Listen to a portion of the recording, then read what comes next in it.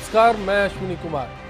आज जनसंघ के नेता और भारतीय जनता पार्टी के प्रेरणा स्रोत दीनदयाल उपाध्याय की जयंती को देश में मनाया गया। केंद्र से लेकर प्रदेश के नेताओं ने एक आवाज में दीनदयाल उपाध्याय को याद किया, उनकी राह पर चलने की नसीहत दी। वैसे भारतीय जनता पार्टी उनकी राह पर चलने की बात कहती भी है। सभी नेता उनके राजनीतिक और सामाजिक दर्शन, एकात्म मानववाद पर चलने की बात कहते हैं। पंडित दीनदयाल के मुताबिक ऐसा सिस्टम ही आदर्श हो सकता है जिसमें एकात्मकता होती है। उनके मुताबिक अर्थ का अभाव और अर्थ का प्रभाव हमारे समाज का आईना है। ऐसे में एक सवाल आज की राजनीति का है, जिसकी धुरी पर बीजेपी टिकी है। बीजेपी की धुरी पर जो है दीनदयाल उपाध्याय की बताई सीख जो है बीजेपी की धुरी है। लेकिन क्या बीजेपी आज इस राह पर चल रही है? बिग फाइट लाइव के दौरान बात बीजेपी पर होगी, मसला दीनदयाल उपाध्याय के बताए पैगाम का होगा। खास मेहमान जुड़ चुके हैं, चर्चा जारी है। देखते रहिए big fight live.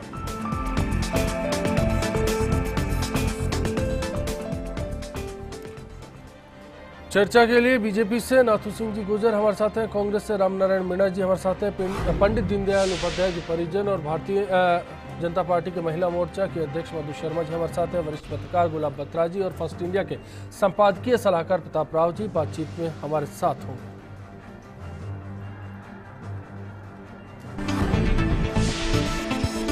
Pandit Deendayal Upadhyay की जयंती को पूरे देश में धूमधाम से मनाया गया। सादगी की मिसाल दीनदयाल की राह पर चलने वाली भारतीय जनता पार्टी आज उनके सिद्धांतों पर चल रही है या नहीं, इसको लेकर बहस का वक्त है। जो शख्स राष्ट्र और मातृभूमि के लिए तन समर्पित, मन समर्पित और ये जीवन समर्पित जैसे विचार रखता था, उनका अनुसरण करने वाले नेता क्या आज ऐसा ही कर रहे हैं? इसे वैसे जयपुर में जारी सांसदों की कार्यशाला के जरिए समझा भी जा सकता है, जहां राष्ट्रीय स्तर पर भी पार्टी के कार्यक्रमों को सादगी के साथ आयोजित कराने के निर्देश हैं। वहीं जयपुर का आलीशान होटल इन सांसदों की पाठशाला का गवाह बन रहा है। होटल में आने वाले सांसदों की लग्जरी कारों से समझा जा सकता है कि सादगी पार्टी के नेताओं में कहां बसती है। दरअसल पंडित जी का मानना था कि देश और समाज की मौजूदा व्यवस्था में अर्थनीति बड़ा असर डालती है। अर्थ का अभाव और प्रभाव देखने का नजरिया बदल देता है। ऐसे सादगी बेहतर जरिया हो सकती है। लेकिन पार्टी के सांसद मानते हैं कि उन्हें महंगे होटल से कोई गुरेज नहीं है। तो ऐसे आयोजनों में भामाशाह की मदद पर भी इन नेताओं को कोई ऐतराज नहीं है। तो फिर ऐसे में सवाल भ्रष्टाचार का खड़ा हो जाता है। क्या ऐसी सोच रखने वाले नेता दीनदयाल उपाध्याय की सीख पर चल रहे हैं? वो अंत्योदय पर जोर दिया करते थे। समाज के सिरे पर आखिरी पंक्ति में बैठे व्यक्ति को पहले स्थान तक लाना ही उनका लक्ष्य था। क्या आज की बीजेपी सरकारें इस लक्ष्य पर काम कर रही हैं? एक सवाल एकात्म मानववाद के दर्शन का है, जिसके मुताबिक विश्व पटल पर देश को सांस्कृतिक आधार पर पहले मुकाम तक ले जाया जा सकता है और इसके लिए सांस्कृतिक विविधता सबसे बड़ा जरिया बन सकती है। लेकिन क्या आज की बीजेपी में विविधता में एकता दिखती है? जिस राष्ट्रवाद का जिक्र आज बीजेपी करती है, क्या वो राष्ट्रवाद दीनदयाल उपाध्याय का दिखाया गया रास्ता है? दीनदयाल के मुताबिक धर्म का मतलब संस्कृति है, पर बीजेपी में धर्म का मतलब आज क्या समझा जाता है? सबसे पहले नाथू सिंह जी आपका रुख करेंगे और आपसे जानना चाहेंगे, पंडित दीनदयाल उपाध्याय के जो विचार थे, जो संदेश था, आपको लगता है कि आज उनके विचारों पर बीजेपी आगे बढ़ रही है? बिल्कुल आगे बढ़ रही है। उन्होंने स्वदेशी पर जोर दिया, मूल्य आधारित राजनीति पर जोर दिया, व्यष्टि समष्टि सृष्टि और परमेष्टि जी मेन उनका एकात्म मानववाद का सिद्धांत था। और उसके आधार पर इनको पूरा करने के लिए उन्होंने धर्म, अर्थ, काम, मोक्ष जी ये 4 पुरुषार्थ बताए थे। उसके अनुसार उन्होंने आज की जो धर्म नीति क्या होनी चाहिए, अर्थनीति क्या होनी चाहिए, राजनीति क्या होनी चाहिए, समाज नीति क्या होनी चाहिए, विश्व पटल पर हमारी क्या भूमिका होनी चाहिए, इसका सबका समाधान खोजा था जी। तो उसी तरह से, लेकिन उन्होंने एक बहुत बड़ी बात कही थी कि स्वदेशी युगानुकूल, ये महत्वपूर्ण है। देखिए आप, स्वदेशी युगानुकूल और विदेशी स्वदेशानुकूल। आज जो अभी बात आ रही थी कि क्या भारतीय जनता पार्टी उस रास्ते पर चल रही है, आज ग्लोबलाइजेशन हो गया, पूरा वर्ल्ड एक विलेज की तरह हो गया है जी। और उसमें हाई टेक्नोलॉजी, फास्ट लाइफ और नई नई टेक्नोलॉजी आ गई है। तो भारतीय जनता पार्टी को और उसकी सरकार को उसके अनुकूल अपने आप को ढालना होगा। दीनदयाल जी यही कहते थे, स्वदेशी युगानुकूल। तो उसी आधार पर भारतीय जनता पार्टी चल रही है जी। वो ये भी कहते थे कि राजनीति कैसी हो, हम आज वो कहते थे सेकुलरिज्म के बारे में, सर्वधर्म समभाव, आज हम उस पर कायम हैं। वो कहते थे कि मूल्य आधारित राजनीति उस पर कायम है। वो कहते थे कि राष्ट्र के प्रति निष्ठा जी, हम उस पर कायम हैं। और वो गांधीवादी आर्थिक दृष्टिकोण के पक्षधर थे, स्वदेशी आर्थिक नीति के पक्षधर थे। चलिए उस पर भी हम ये कायम। बीजेपी की राय है। रामनारायण जी आपको रुख करेंगे और आपसे जानना चाहेंगे, नाथू सिंह जी की बात से आप सहमत हैं? देखिए, मैं नाथू सिंह जी की भाषा समझ नहीं पा रहा हूँ। नाथू सिंह जी जिस महान व्यक्तित्व का बखान कर रहे हैं, उन्होंने क्या कहा, यदि उसी का इंटरप्रिटेशन सही नहीं हो रहा है तो मैं समझ नहीं पाता। ये भाषा उस जमाने में कहने को थी नहीं। और मैं माननीय नाथू सिंह जी से पूछना चाहूँगा कि दीनदयाल उपाध्याय का जब स्वर्गवास हुआ एक्सीडेंट में, उसके समय इनकी पार्टी ने कितने वादे किए थे, कितनी इनकी सरकारें आ गई, वो शक की सुई क्या घर में जा रही थी, क्या हो रहा था, मैं उसमें भी नहीं जाना चाहता क्योंकि पॉलिटिकल बहस हो जाएगी। मैं तो कहना चाहिए उनके पास संपत्ति कितनी निकली थी।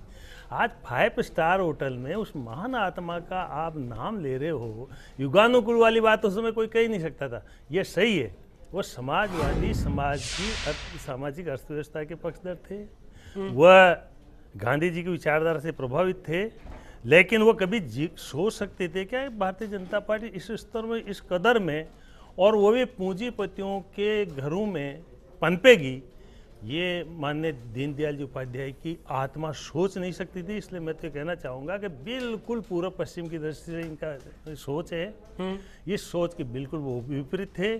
और माननीय दीनदयाल जी उपाध्याय का ही यदि ध्यान करके शासन चलाएं जी, तो मेरा जहाँ तक ख्याल है उससे बड़ी कोई फिलोसफी हो नहीं सकती भारतीय जनता पार्टी के लिए। चलिए मधु जी, अब आपकी भी राय जानना चाहेंगे। आपको क्या लगता है कि आज की राजनीति में दीनदयाल उपाध्याय का पैगाम, संदेश खासतौर पर बीजेपी के लिए कहाँ स्टैंड करता है?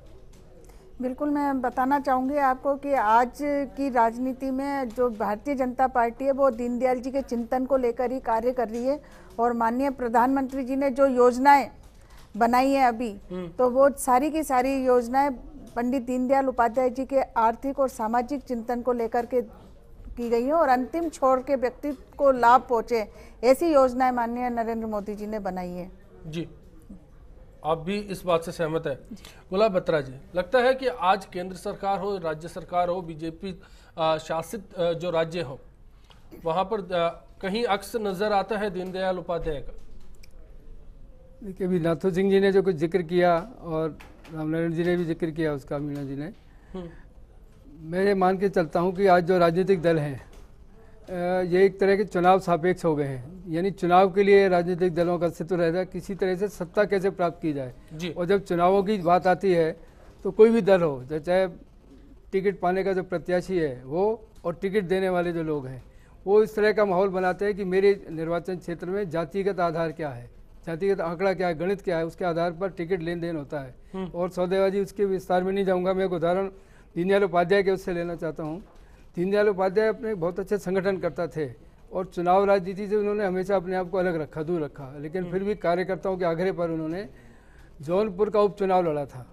जौनपुर के उपचुनाव में श्री की वहाँ जातिवादी व्यवस्था थी, उनसे कहा गया कि यहाँ ब्राह्मण बहुत मतदाता हैं, इसलिए आप एक बार ब्राह्मण होने के नाते और ये अपील करिए अपने चुनाव के लिए। लेकिन उन्होंने स्पष्ट मना कर दिया कि मैं चुनाव में पराजित हो जाऊँगा, मैं अपनी जो हमारी पार्टी का दर्शन है उसके आधार पर चुनाव लड़ूंगा।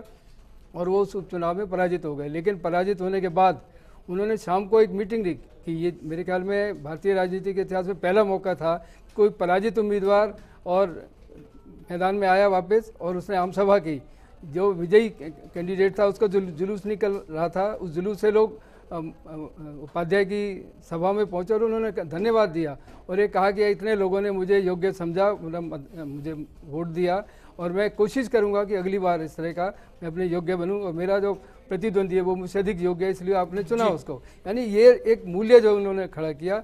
आज हम देखते हैं कि विभिन्न राज्य सरकारों में अगर मुख्यमंत्री की दावेदारी भी होती है तो वो जातिगत आधार पर होती है, किस तरह का गणित है, किस तरह का चाहे कांग्रेस है और भारतीय जनता पार्टी की सरकार है, इस तरह का एक माहौल जो बन गया है देश में राजनीति का। अगर हम बात करते हैं पंडित दीनदयाल उपाध्याय की, उन्होंने जो राजनीति में जो एक स्वच्छता की बात की, इस तरह का एक माहौल बनाया, वो एक दृष्टिकोण किसी भी दल में दिखाई नहीं देता।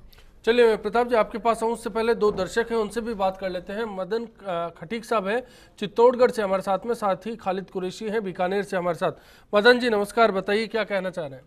सर मेरा निवेदन है आपसे कि अभी आपके जो स्टूडियो मधु जी शर्मा बैठी हुई है वो बता रही थी कि सारी योजनाएं आम व्यक्ति को लेकर है, फोकस है, सारी गरीबों को फोकस लेकर है। मैं उनसे पूछना चाहता हूँ कोई एक योजना बता दे जो केंद्र स्तर पर आम व्यक्ति को लेकर बनी है, खाता खुलवाने की बातों को छोड़कर, जिससे कोई सीधा फायदा पहुंच गया हो। सब्सिडी तो ये सारी चीजें पहले से ही चल रही है, कोई एक चीज बता दें। मदन जी वो स्किल डेवलपमेंट को लेकर जो भी काम कर रही है केंद्र सरकार, उसका जिक्र कर रही है मधु जी यहाँ पर। बीमा सुरक्षा योजना है। बहरहाल बहुत बहुत शुक्रिया आपका जी। मैं इसका जवाब देना चाहता हूँ। अभी सेंट्रल गवर्नमेंट ने एक स्कीम निकाली है जिसमें 10 लाख तक का लोन युवा बेरोजगार जितने भी हैं, मुद्रा योजना, वो अगर कोई अपना धंधा शुरू करना चाहते हैं तो उनके लिए इंटरेस्ट फ्री और बिना गारंटी के बैंक्स लोन देंगे। दूसरा, ये जो स्किल डेवलपमेंट का है जी, ये जो हमारे जो स्वरोजगार थे पहले, जिसमें आप देख सकते हैं खाती कुमार, लोहार, छोटे मोटे और धंधे करने वाले, ये जो कारीगर जिनको बोलते थे हम, स्किल्ड लेबर थी, उनके धंधे चौपट हो गए थे मल्टीनेशनल से आने के कारण।